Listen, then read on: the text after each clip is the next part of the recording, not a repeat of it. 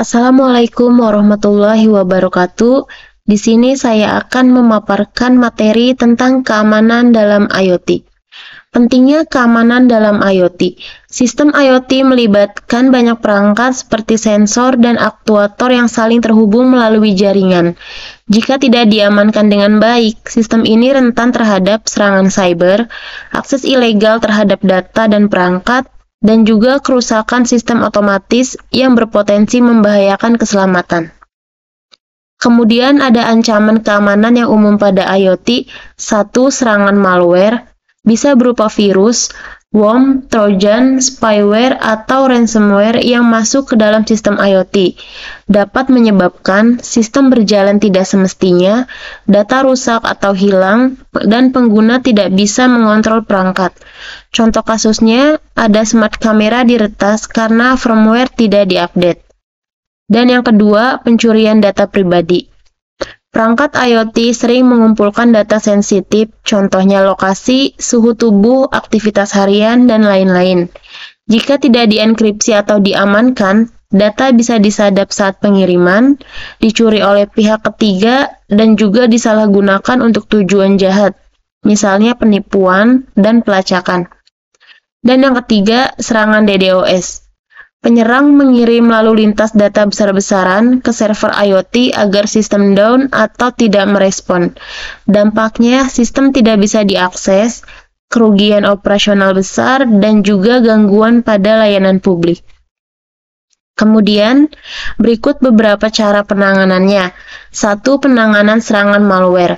Selalu update firmware dan software perangkat IoT untuk menghindari celah keamanan dari versi yang lama. Dan pasang antivirus, dan gunakan whitelist aplikasi yang boleh dijalankan di sistem, dan pisahkan jaringan IoT dari jaringan utama. Kemudian kedua, ada penanganan pencurian data pribadi.